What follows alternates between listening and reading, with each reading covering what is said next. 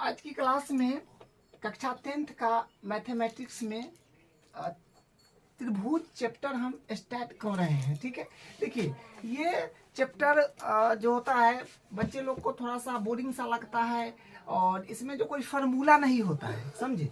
ये चैप्टर जो है ये प्रमेय पर टिका हुआ है और ये प्रमेय जितना है वो सब कर लेते हैं तो क्या होता है कि उसका क्वेश्चन सब अपने को बनाने में दिक्कत नहीं होता है। तो देखिए हम लोग ये चैप्टर को एकदम सरल भाषा में एकदम आसान तरीका से शुरू करेंगे। ठीक है, और एकदम आसान तरीका से आपको पढ़ाएंगे ताकि आपको हर एक पॉइंट क्लियर हो जाए। ठीक है, तो हम शुरू करते हैं। देखिए इसमें सारा बात जो है ये मडराएगा समरूप आकृति, मतलब सब इसमें मेन जो है इसका समरूप है। ठीक है, समरूप क्या होता है इसके बारे में अभी देखेंगे। उससे पहले हम लोग देखते हैं सर्वांगसम आकृति। यह है समरूप आकृति, यह है सर्वांगसम आकृति। तो देखिए सर्वांगसम आकृति आप क्लास 9th में पढ़े हैं, जो बहुत अच्छे से पढ़े हैं। ठीक है, सर्वांगसम आकृति क्या होता है? समान आकार और समान अमाप। क्या समझे कि आकार समान होगा और अमाप जो होगा वो भी समान होगा।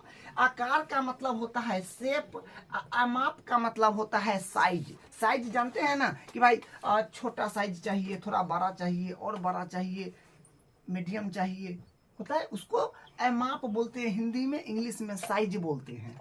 आकार का मतलब होता है शेप। जैसे मान लीजिए कि ये वृत्त है तो सब छोट हो बड़ हो उससे मतलब नहीं है, लेकिन आकार क्या है? सब वृत्ते के आकार का ना है, सब क्या है वृत्त के आकार का है। छोटा हो, बड़ा हो और बड़ा हो, क्या है ये वृत्त के आकार का है। इसको हम लोग बोलते हैं शेप, आकार। किस आकार का है? तो वृत्त के आकार का है। ये किस आकार के है? तो वर्ग के आकार का है। किस आकार का है? तो वर्ग के आकार का है। यह किस आकार का है? तो त्रिभुज के आकार का है। त्रिभुज में कौन सा त्रिभुज? तो समकोण त्रिभुज। तो कौन त्रिभुज के आकार का है? समकोण त्रिभुज के आकार का है। ठीक है, तो आकार का मतलब समझ गए कि वही चीज जो है आपको बार बार बड़ा छोटा करके दिखे, वो आपका आकार होता है। मतलब उसी आकार में, वृत्त के आकार में है, ये क्या बोलते हैं वर्ग के आकार में है, त्रिभुज के आकार में है, तो ये आकार हो गया। छोटा है या बड़ा है उसका रोल नहीं है, आकार है। अमाप का मतलब होता है कि हाँ, अमाप में छोटा हो सकता है, बड़ा हो सकता है। जैसे यहाँ पर देखिए ये क्या है, आपको देखिए ये दिखिएगा तो ये थोड़ा बड़ा है इससे, ये है ना, ये दोनों की अगर तुलना करें तो इससे ये थोड़ा बड़ा है, ये थोड़ा छोटा है, और सबसे बड़ा ये है, और ये लगभग इसके बराबर आपको दिख रहा होगा, लगभग मान के चलिए है। उसी प्रकार ये और ये यहाँ पर देखिए बराबर दिख रहा होगा, और ये बिल्कुल किसी से मैच नहीं कर रहा है, ये बिल्कुल भी किसी से मैच नहीं कर रहा है। तो इसका क्या है? आकार जो है आकार कहते हैं, अमाप जो है साइज। साइज ये बता रहा है कि कौन बड़ है कौन छोट है। इसमें देखिए ये और ये जो है ये इतना में सबसे छोटा है, ये और थोड़ा बड़ है, और ये दोनों आपको देखने में क्या बराबर सा एक रंग लग रहा होगा, दोनों समान लग रहा हो लगभग। ठीक है, तो ये अमाप हुआ। ठीक है, तो हम लोग सर्वांगसम आकृति पहचानेंगे कैसे? देखिए जिसका समान आकार हो, समान शेप जो हो, समान हो, और साइज भी एकदम डिट्टू, एकदम बराबर हो। ठीक है, एकदम बराबर हो, छोट हो थोड़ा सा ना, थोड़ा सा बड़ हो। ठीक है, अगर देखिए इसको सबसे पहले हम नंबरिंग करते हैं। मान लीजिए ये 1 नंबर पर है,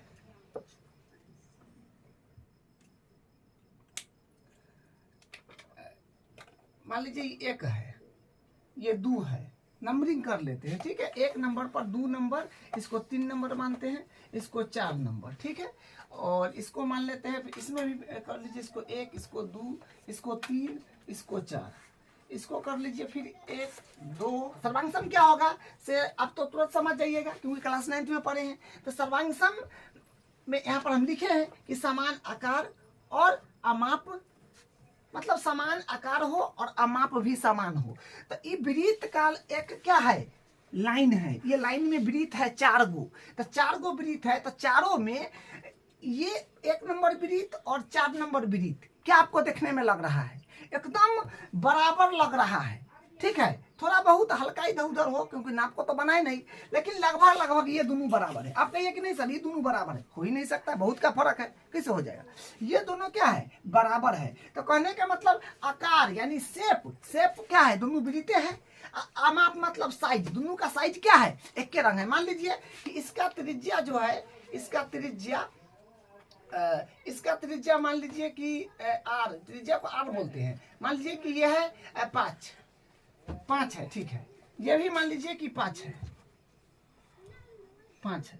तो त्रिज्या बराबर है तो क्या कह सकते हैं? वृत्त बराबर होगा। इसमें त्रिज्या मान लीजिए कि इसका त्रिज्या है 3, इसका त्रिज्या मान लीजिए कि इसका त्रिज्या है मान लीजिए 10।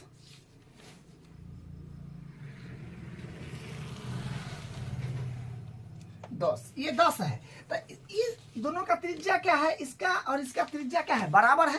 तो ये दोनों देखने में भी वृत्त है और क्या है? साइज भी बराबर है। 5 सेमी त्रिज्या एकरो है, 5 सेमी एकरो है, और केकरो 5 है बताइए? नहीं है। तो दोनों का त्रिज्या बराबर है और दोनों वृत्तें है। तो ये 1 नंबर आकृति, 1 नंबर हुआ आपका, और एक का नंबर है 4 नंबर। ये दोनों क्या हो गया? ये दोनों आपका क्या हो गया? ये सर्वांग सम हो गया। इसको क्या कहेंगे आप? सर्वांग सम, ठीक है। तो पहचानने में कोई दिक्कत नहीं हुआ। सर्वांग सम आप इजीली पहचान लीजिएगा। जिसका शेप क्या हो? शेप जो हो यानी आकार, और माप मतलब साइज। शेप वही, शेप का मतलब होता है कि अगर वृत्त देखने में लगे तो सब वृत्त ना है। आकार मत, साइज मतलब दोनों एक रंग साइज का हो। 5 सेमी त्रिज्या तो 5 सेमी त्रिज्या, तो ये क्या हुआ? सर्वांग सम हो गया। उसी प्रकार मान लीजिए कि ये इसकी भुजा है 7 सेमी, वर्ग की प्रत्येक भुजा बराबर होता है। इसका मान लीजिए कि 5 है, ये मान लीजिए 3 है, और ये मान लीजिए फिर 7 है। तो देखिए 1 नंबर और 4 नंबर को देखिए, 1 नंबर और 4 नंबर के देखिए से आकार जो है एकदम क्या है? बराबर है। मतलब कहने का मतलब शेप जो है, ये शेप इसका क्या है? वर्ग का है। और माप मतलब साइज बराबर है कि नहीं? एहो 7 का है, एहो 7 का है। तो हम कह देंगे कि 1 नंबर और 4 नंबर क्या है? 1 नंबर आकृति और 4 नंबर आकृति क्या है? सर्वांग सम है, कह सकते हैं। क्योंकि देखिए ये बात आप समझिए, अगर इसे नहीं समझ में आ रहा है तो इसको उठा करके उस पर रख देंगे तो पा जाएगा। भाई समान है, दोनों बराबर चीज है, तो उठा के ऊपर रख देंगे तो काहे नहीं तो पाएगा? तो पा जाएगा। तो उसको क्या कहेंगे? सर्वांग सम कहेंगे, ठीक है। तो ये क्या हुआ? 1 नंबर और 4 नंबर क्या हुआ? फिर यहाँ पर 1 नंबर हो गया आकृति आपका, 1 नंबर और 4 नंबर यानी 1 वाला और ये 4 वाला क्या है? सर्वांग सम है। ये आपका सर्वांग सम हो गया। फिर नीचे वाला में आ जाइए। देखिए सब तो त्रिभुजे है, तो शेप क्या है? त्रिभुज के शेप में है सब। शेप का मतलब होता है कि कौन चीज में है? तो ये त्रिभुज में है, समकोण त्रिभुज में। तो ये शेप किस आकार का है? समकोण त्रिभुज के आकार का है। लेकिन सर्वांग सम होने के लिए साइज को देखना पड़ेगा ना भाई, साइज को देखना पड़ेगा। तो आपको यहाँ से पता चल रहा होगा कि 2 नंबर और 4 नंबर देखने में एकदम बराबर लगता है। मान लीजिए कि इसका जो है प्रत्येक भुजा, प्रत्येक भुजा 2 नंबर और 4 नंबर के क्या लग रहा है? बराबर लग रहा है। और दोनों का शेप क्या है? त्रिभुज के आकार का है। तो यहाँ पर हम कह सकते हैं कि सर 2 नंबर और 4 नंबर आकृति, 2 नंबर आकृति और 4 नंबर आकृति क्या है? सर्वांग सम है। देखिए ये सब चीज आपको अच्छे से समझ में आ गया होगा, ठीक है, क्योंकि आप क्लास 9th में पढ़े हैं। चलिए, तो सर्वांग सम में कोई परेशानी नहीं हुई किसी व्यक्ति को? काहे नहीं होगा? देखिए सर्वांग सम में कोई परेशानी नहीं होगा। क्यों नहीं होगा? क्योंकि बस यही तो पहचानना है जो दोनों देखने में बराबर है, यानी एक उठा के एक के ऊपर एक रख देंगे तो पा जाएगा। तो कहिएगा हाँ सर, तो सर्वांग सम है। नहीं तो पाएगा। अब बताइए, इसको उठा करके पर रखेंगे, 3 नंबर आकृति को उठा के 2 नंबर पर रखेंगे तो पाएगा? नहीं तो पाएगा, अंदर में रह जाएगा जाकर, तो ये सर्वांग सम नहीं है। ऐसे समझिए, इसको उठा करके ए पर रखेंगे तो पाएगा? नहीं तो पाएगा, सर्वांग सम नहीं है। इसको उठा करके ए में रखेंगे तो अंदर में रह जाएगा जाकर, तो सर्वांग सम है? नहीं है। इसको उठा करके इस पर रखेंगे तो पाएगा? नहीं तो पाएगा।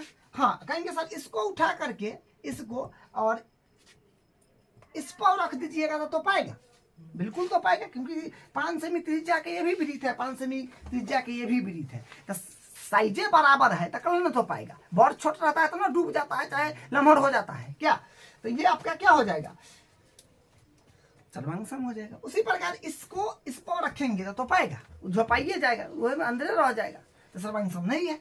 तो एक लाइन में समझिए कि एक दूसरे के ऊपर रखने पर अगर पूरा पूरा ढक ले रहा है दोनों आकृति तो क्या हो जाएगा, सर्वांग सम हो जाएगा। तो सर्वांग सम का जो था क्या, सर्वांग सम क्या था नहीं था उसके बारे में आप अच्छे समझ गए। अब हम लोग आते हैं समरूप पर। देखिए समरूप में बहुत खास बात है। देखिए क्या है, यहाँ लिखा है समान आकार होना चाहिए। आकार का मतलब जानते हैं, इंग्लिश में उसको शेप बोलते हैं। समान आकार का मतलब अगर वृत्त में है तो सब वृत्ते में है, ठीक है साहब। ये सब क्या है, वर्ग में है तो सब वर्गे में है, तो ये सब शेप, समान आकार मतलब शेप, आकार के मतलब शेप, समझे, आकार का मतलब शेप। तो ये जो है सब, ये कौन शेप का है, तो ये सर वृत्त के शेप का है। ये कौन शेप का है, सर वर्ग के शेप का है। ये किस शेप का है, सर त्रिभुज के शेप का है। अच्छी बात है, ठीक है।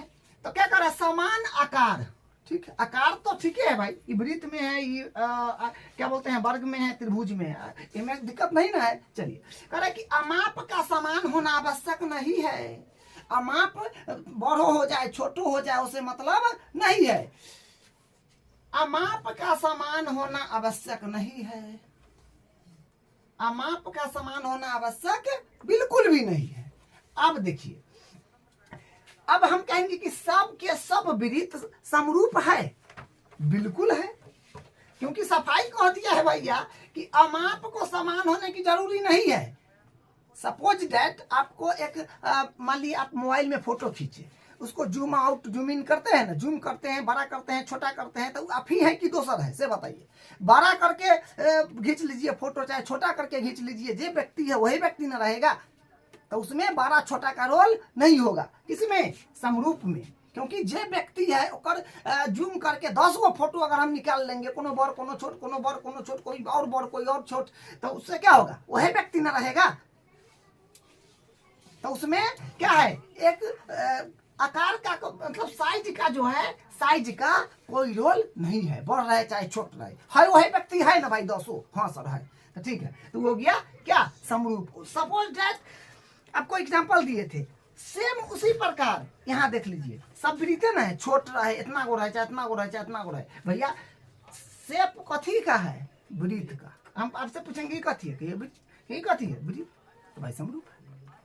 कहेंगे ये कथी है, वर्ग, कथी है, वर्ग, सब वर्ग है, सब क्या है, सभी वर्ग है, तो क्या होगा, समरूप होंगे। ये सब क्या है, सभी क्या है, त्रिभुज, क्या है, समकोण त्रिभुज है, ये सब क्या होगा, तो देखने में सब बराबर है तो क्या होगा, समरूप होगा। ये बात आपको ध्यान रखना है। तो देखने में खाली बराबर लगना चाहिए। अब कहेंगे कि ये दोनों के, अब हम कहेंगे देखने में बराबर है, ये दोनों के लिए ये समरूप होगा, ये क्या होगा भाई, ये त्रिभुज है, ये कहाँ दूसरे कुछ है, देखने ही में दोनों अलगे है, दुनिया बदलल है, तो ये समरूप हो सकता है, कभी नहीं हो सकता है। हम कहेंगे सब ये और ये समरूप है, बिल्कुल है, ये और ये सर्वांग सम है, बिल्कुल नहीं है, क्योंकि सर्वांग सम में एक लाइन याद रखिए कि एक के ऊपर एक रखेंगे तो पा जाना चाहिए, यहाँ तो पा रहा है, नहीं तो पा रहा है, क्या है, सर्वांग सम नहीं है। समरूप में क्या है, एक दूसरे के ऊपर रखे तो तोपे या ना तोपे समझना मतलब नहीं है, दोनों ओहने जाति का है, वह कैटेगरी से निकला हुआ है, सब वृत्ते के जाति न है, हाँ तो हो, बस इतना ही समझना था। तो अब हम यहाँ कह सकते हैं ना कि क्या है, एक नंबर आकृति अपने पास है, एक नंबर आकृति, 2 नंबर आकृति, 3 नंबर आकृति, 4 नंबर आकृति, 4 तक आकृति है एक लाइन में, जो वृत्त का है, क्या है, सभी क्या है, समरूप है। अब कोई दिक्कत है किसी को समझने में कहीं पर, देखिए आप हमेशा ध्यान से समझिए कोई भी चीज और सुनिए पूरा कान खोल के, है ना, आपको कहीं पर एडवांस मैथ में दिक्कत नहीं होने वाला है, क्योंकि इसमें जो है सब थोड़ा सा बुद्धि विवेक के काम होता है इसमें, ठीक है। और इसमें क्या है कि और ये सब चीज और आप पिछली कई क्लासों से पढ़ते आ रहे हैं, ठीक है, इसमें थोड़ा सा बदलाव होते जाता है जना जना क्लास बढ़ता है। ठीक है, तो 1 नंबर 2 नंबर 3 नंबर 4 नंबर समरूप है सर। इस सभी फिर यहाँ से यहाँ तक क्या है, इसमें भी 1 नंबर 2 नंबर 3 नंबर और 4 नंबर, ये क्या है सर, समरूप है, समरूप है। यहाँ पर क्या है, इसमें भी 1 नंबर 2 नंबर 3 नंबर 4 नंबर क्या है, समरूप है, समरूप। बस हो गया, कोई दिक्कत? तो अब क्या देखे सर्वांगसम में कि भाई सर्वांगसम में शेप और साइज दोनों बराबर होके चाहिए, शेप हो या साइज हो। ठीक है, समरूप में साइज का कोई मैटर नहीं होगा, साइज बढ़ रहे चाहे छोट रहे उससे कोई मतलब नहीं है, शेप बराबर होके चाहिए, तो उसको हम क्या कहेंगे, समरूप। जिसमें शेप बराबर होगा, साइज का कोई मैटर नहीं होगा, तो उसको हम लोग समरूप बोलेंगे। जिसमें शेप और साइज दोनों बराबर होगा तब वो सर्वांगसम होगा। आप समझ गए? ठीक है, अब देखिए हम यहाँ पर समकोण त्रिभुज है सब के सब, हम वैसा एग्जाम्पल यहाँ पर सब लिए हैं जो सब क्या है, सब क्या है, समरूप है। लेकिन समकोण त्रिभुज तो हम ऐसे भी बना सकते हैं, ऐसे भी तो हम बना सकते हैं। इसमें देखिए दूसरा ये ना मुँह कर मुँह खुलल है, कर ऊपर मुँह खुलल है, तो क्या होगा, लेकिन है कि ना समकोण है ना, है 90 डिग्री खुल रहा है, समकोण है। तो यहाँ पर हम वही एग्जाम्पल लिए हैं जो समरूप होगा। तो त्रिभुज में भी आपको क्वेश्चन कराएंगे तो और आपको क्लियर हो जाएगा कि त्रिभुज में सब त्रिभुज जो है समरूप नहीं होता है, क्योंकि इसको आप चेंजिंग कर सकते हैं। एक जो है समबाहु त्रिभुज, समबाहु त्रिभुज को आप कैसे बनाइए, क्योंकि उसका सभी भुजा क्या होता है, सभी भुजा उसका बराबर होता है। आप कन्या चेंज कीजिएगा, सेना बड़ा नहीं बताइए, कन्हू आप चेंज नहीं कर सकते हैं। ये दुनिया के सभी समबाहु त्रिभुज क्या होता है, समरूप होता है। समबाहु त्रिभुज सदैव समरूप होते हैं, और कोई भी त्रिभुज आप ले लीजिए समरूप नहीं होगा। ठीक है, ये ऑब्जेक्टिव में भी है, उस समय भी आपको बनाना है, तो ये बात है। हाँ, एक और बात आप देख लीजिए, जो हम लिख देते हैं यहाँ पर लिख देते हैं, या नोट करके आप लिख लीजिए, नोट लगा के, ये इंपॉर्टेंट बात है। देखिए ध्यान रखिएगा, सभी सर्वांगसम आकृति, सभी सर्वांगसम आकृति समरूप कहलाएगा। सभी सर्वांगसम आकृति क्या होगा, समरूप कहलाएगा। जैसे ये दोनों जो है ये क्या है, क्योंकि इसका शेप बराबर है, साइज भी बराबर है दोनों के, यहाँ लिखे हैं 1 नंबर और 4 नंबर क्या है, सर्वांगसम है। तो सर्वांगसम है तो ये समरूप होगा कि नहीं से बताइए, समरूप तो ये सभ्य है, ये स्पेशल केस है 1 नंबर और 4 नंबर, तो ये सर्वांगसम है, तो यहो तो समरूप के केस में आ गया क्या। तो सभी सर्वांगसम आकृति जो होता है वो समरूप होता है, लेकिन सभी समरूप सर्वांगसम हो सकता है, कभी भी नहीं हो सकता है, क्योंकि आप ये दोनों के लीजिएगा, ये दोनों के तैयो क्या है, समरूप है, लेकिन ये दोनों के लीजिएगा तो सर्वांगसम होगा नहीं होगा, क्योंकि एक साइज छोट है, साइज भी में बराबर होना चाहिए और शेप भी बराबर होना चाहिए, और में खाली समान क्या चाहिए, समान आकार सिर्फ चाहिए, शेप समान चाहिए। तो ये बात हम लिख देते हैं, ये बात हम जान गए ना कि सभी सर्वांगसम आकृति समरूप नहीं हो सकता है, सभी सर्वांगसम आकृति समरूप होगा, माने सभी सर्वांगसम आकृति समरूप होगा, लेकिन सभी समरूप सर्वांगसम नहीं होगा। कोई कोई केस में हो सकता है लेकिन नहीं होगा। ठीक है, तो लिखेंगे नहीं होते हैं। तो आप देख लिए कि सभी सर्वांगसम आकृति सदैव समरूप होते हैं, लेकिन सभी समरूप आकृति सर्वांगसम नहीं होते हैं। ठीक है, इसका हम कुछ एग्जाम्पल लेते हैं, तब क्वेश्चन करेंगे, आपको एकदम बढ़िया से लॉजिकल क्लियर हो जाएगा। आपको यहाँ पर सारा लॉजिक बता दिए। अब इस बात पर हम लोग आ जाएंगे कि ये भी कुछ लिखा हुआ है, इसका एग्जाम्पल लेते हैं 1-2, उसके बाद क्वेश्चन लेंगे, ये भी बात आपको समझ में आ जाएगा। तब हम अब देखिए एग्जाम्पल यहाँ पर बुक का जो है वो लिए हैं। ठीक है, ये बुक का एग्जाम्पल है।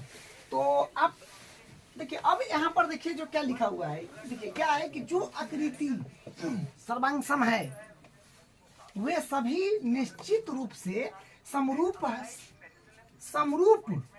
भी होंगे, लेकिन जो आकृति समरूप दी हुई है वह आवश्यक नहीं है कि सर्वांगसम भी है। ये तो पता है आपको। देखिए यहाँ देखिए, ये इसका समरूप का प्रॉपर डिफिनीशन है। क्या है देखिए, भुजाओं की समान संख्या वाले दो बहुभुज समरूप होते हैं यदि उनके सभी संगत कोण बराबर हो। दूसरा में उनकी सभी संगत भुजाएं एक ही अनुपात यानी समानुपाती में हो। देखिए इसका क्या कहने का मतलब है, क्या बोला कि भुजाओं की समान संख्या वाले दो बहुभुज, मतलब समान संख्या वाला दो बहुभुज। बहुभुज का मतलब होता है दो से अधिक, जितने भी भुजा हो, 4 5 6 7 चतुर्भुज, पंचभुज, षष्ठभुज, अष्टभुज, जो भी हो, लेकिन भुजाओं की संख्या समान हो, वो समरूप होंगे। कब? जब उसके सभी संगत कोण बराबर होगा। संगत कोण का मतलब हुआ कि इस ई कोण जो है एक संगत कोण होगा, ई फिगर में ई होगा, ई कोण है एक संगत ई हुआ, ई कोण है एक संगत ई हुआ। दो आकृति में संगत का मतलब क्या होता है, जहां पर वो बात हो रहा है वहीं पर दूसरा आकृति में पहुंचना है आपको। जैसे यहाँ पर ये है तो यहाँ पर ये हो जाएगा, ठीक है। तो संगत का मतलब होता है कि उसका एकदम संगत होना चाहिए। वही बोला है कि उनके सभी संगत कोण बराबर हो, सभी संगत कोण बराबर हो जाना चाहिए। दूसरा बात, उनकी सभी संगत भुजा एक ही अनुपात में यानी समानुपाती होना चाहिए। अनुपात का मतलब नहीं समझे। जैसे देखिए हम लोग क्या करते हैं, जैसे यहाँ 5 अनुपात मान लीजिए है 6, तो इसको हम क्या कहते हैं 5/6 लिखते हैं कि नहीं। 5/6 है तो क्या कहते हैं 5/6, चाहे 5/6 है तो 5/6, ठीक है। तो अब इसको आपको चेक करके बताते हैं कि ये बहुभुज अपने पास समरूप है कि नहीं। तो समरूप होने के लिए दो कंडीशन आपको बताए कि उनके संगत कोण बराबर है कि नहीं। पहला नंबर चेक कर लीजिए।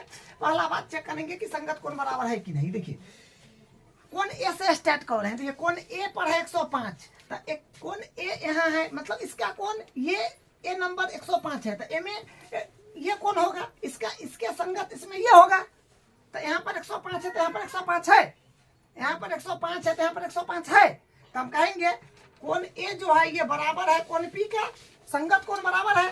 फिर इसका संगत देखिए बी, तो ये इस फिगर में बी बी के संगत इस फिगर में क्या होगा, क्यू होगा। तो यहाँ पर 100 तो यहाँ पर भी 100 है कि नहीं। तो कौन बी किसके बराबर है, कौन क्यू के। यहाँ पर देखिए कौन सी यहाँ पर किसके बराबर होगा, कौन आर के। कौन सी पर 70 है, यहाँ पर 70 है, तो सी के संगत कौन क्या है, कौन आर है। यहाँ पर क्या कहेंगे, कौन सी बराबर है कौन आर का। यहाँ पर देखिए कौन डी पर है 85, तो कौन डी के संगत यहाँ पर कौन ऐसा है, तो यहाँ पर भी 85 है, यहाँ पर भी 85, यहाँ पर भी 85। दोनों कौन क्या है, दोनों का संगत कौन बराबर है। तो कौन डी का संगत कौन ऐसा है जो क्या है, बराबर है। तो पहला नियम गत कोण यहाँ पर देख लिए बराबर है कि नहीं, है ना, सब बराबर था। दूसरा का काम क्या करेंगे, उनकी संगत भुजा समानुपाती यानी एक ही अनुपात में है कि नहीं चेक करेंगे। चलिए तो संगत भुजा चेक कीजिए। हम चेक करते ए बी भुजा से स्टार्ट करते हैं। तो ए बी के संगत में कौन हो जाएगा, पी क्यू। तो क्या होगा, ए बी बट्टा पी क्यू। अनुपात के मतलब बट्टा, अनुपात मतलब बट्टा, बट्टा मतलब अनुपात। ए बी का संग ए बी क्या, ए बी यहाँ पर ही भुजा, इसका संगत कौन होगा, पी क्यू। तो ए बी बट्टा पी क्यू। तो ए बी कहते हैं 1.5, पी क्यू कहते हैं 3.0। तो इसको कटिएगा तो ये कट जाएगा क्या मरतबे, ये 1/2 मरते, ठीक है। फिर इसको आप करिएगा, इसको क्या, हाँ अब बीसी भुजा के संगत फिर क्या हो जाएगा, क्यू आर। तो बीसी बट्टा क्यू आर बराबर। तो बीसी कितना है, बीसी अपने पास है 2.5, बीसी अपने पास 2.5 है, और क्यू आर कितना है 5.0 है। तो ये कटेगा 25 दूनी 50 यानी 1 यानी 2.5 दूनी 5, तो 1/2 आ गया। फिर लेंगे इसके संगत इसके साथ, इसके संगत इसके साथ। ऐसा मत कीजिएगा कि ई भुजा के संगत ई ले लीजिएगा, गड़बड़े हो जाएगा। ई भुजा के संगत ई ले लीजिएगा, ऐसा थोड़े होता है, संगत होना चाहिए। कोनों के कोनों नहीं ले सकते हैं, जैसे कोने हुआ तो ये 100 ले लिया, फिर यहाँ वाला ले लिया, तो संगत नहीं ना हुआ, तो संगत नहीं होगा तो बराबर भी नहीं होगा, कि इसलिए संगत ही लेना है। बोला है ना कि संगत, उनकी संगत भुजाएं समानुपाती। संगत का मतलब आमने सामने एकदम। चलिए तो दो चेक कर लिया, अभी कर लिए। डीसी बट्टा डीसी भुजा किसके संगत है? आर एस के, तो आर एस। तो डीसी कितना है? डीसी अपने पास है 2.4, आर एस कितना है अपने पास में 4.8, इकट्ठिएगा तो 1/2 आएगा। ठीक है, अब एक भुजा और बच गया है जो है एडी। एडी के संगत कौन है? पीएस, तो पीएस हो जाएगा।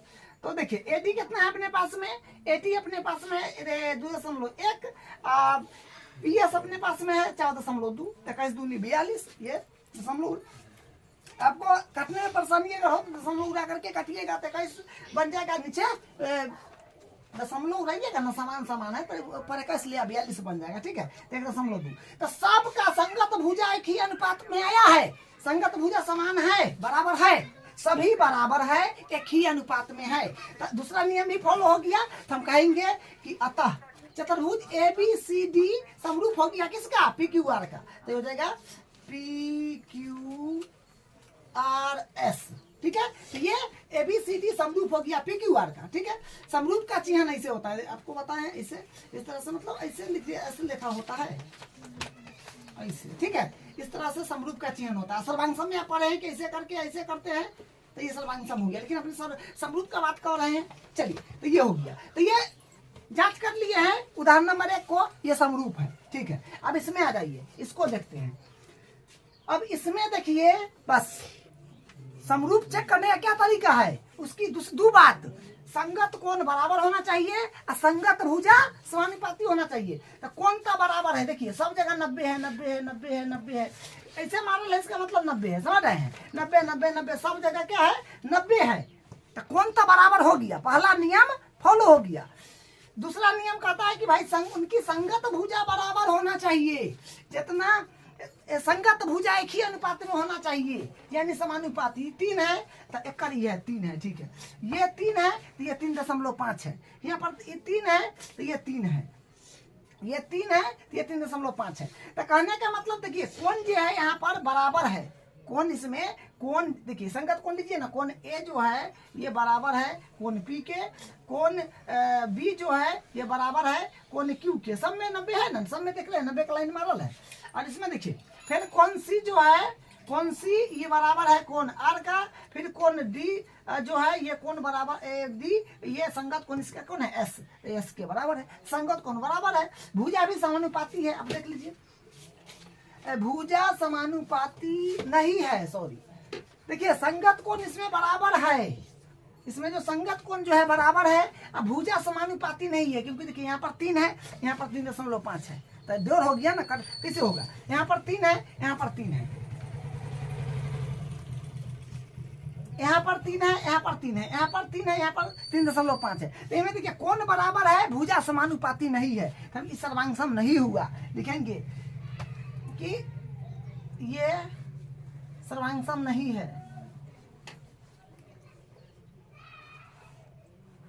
सर्वांगसम नहीं है, ये सर्वांगसम नहीं है। कौन बराबर होने से नहीं होता है, दोनों नियम सेटिस्फाई होना चाहिए, संतुष्ट की करना चाहिए। कौन बराबर हुआ? भुजा समानुपाती नहीं हो, इसलिए समरूप नहीं है। काहे नहीं है? लिखिएगा कि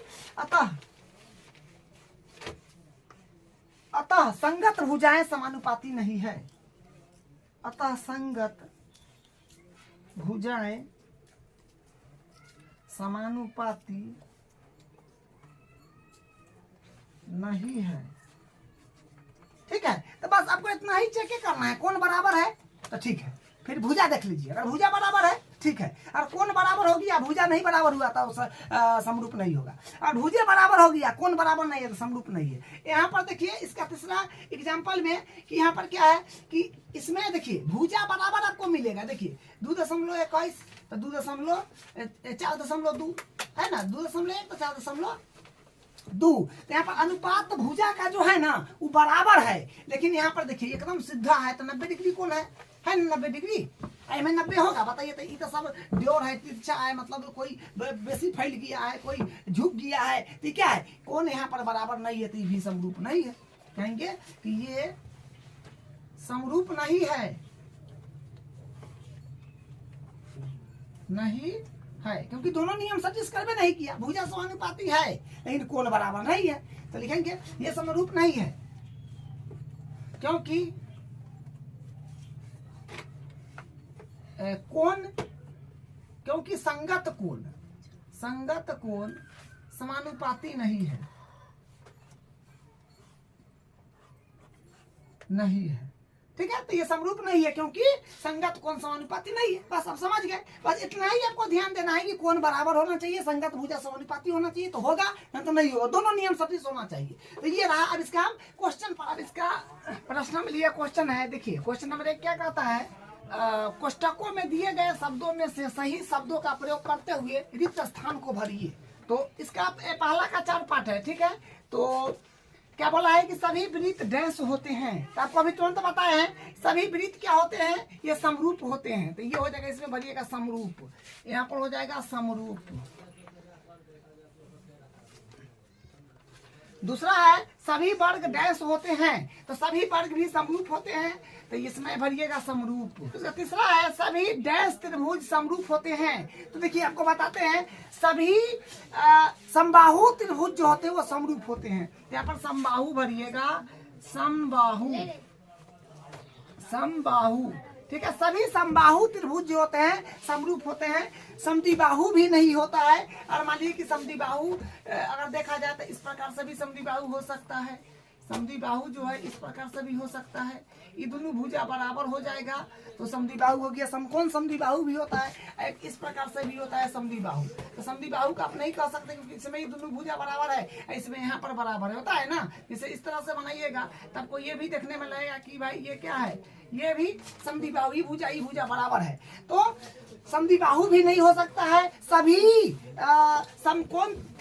समकोण त्रिभुज भी समरूप नहीं हो सकता है। तो याद रखिएगा सभी समबाहु त्रिभुज समरूप होते हैं, क्योंकि समबाहु त्रिभुज का कैसे भी बना दीजिए, जैसे भी बना दीजिए, वो आप कितना ड्योर कीजिएगा सब बात उसमें वही रहता है, ठीक है।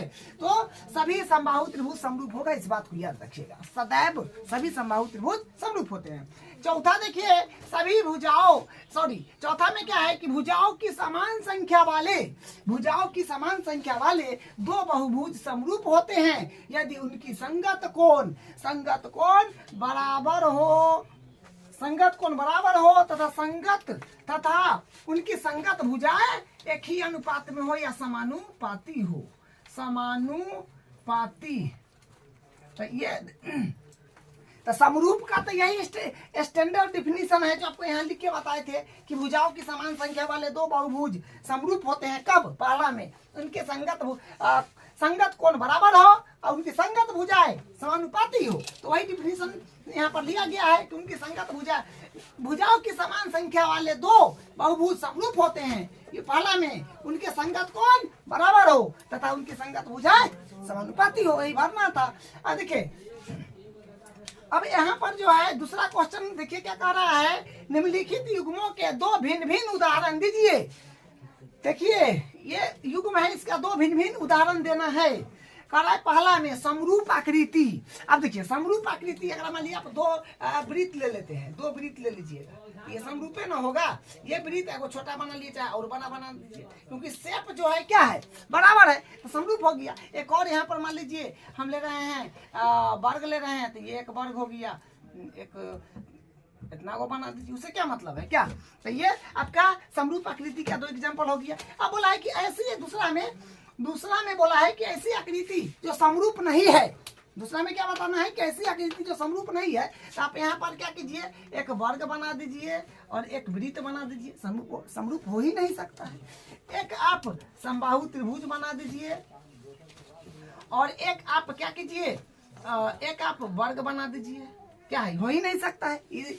क्या है ऐसी आकृति जो समरूप नहीं है। समरूप है नहीं है, समरूप सब नहीं है।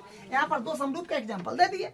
अब तीसरा क्वेश्चन देखिए, इसका तीसरा क्वेश्चन क्या कहता है, बताइए कि निम्नलिखित चतुर्भुज समरूप है या नहीं। ये जो चतुर्भुज दिया है ये समरूप है या नहीं है।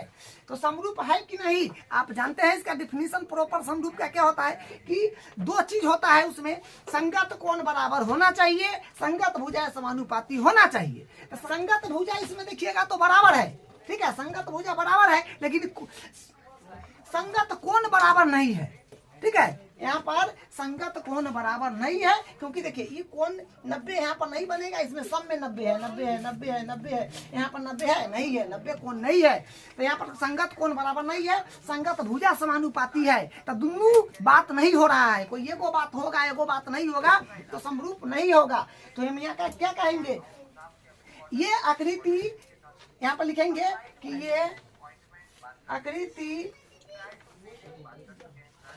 समरूप नहीं है, ये आकृति समरूप नहीं है, क्योंकि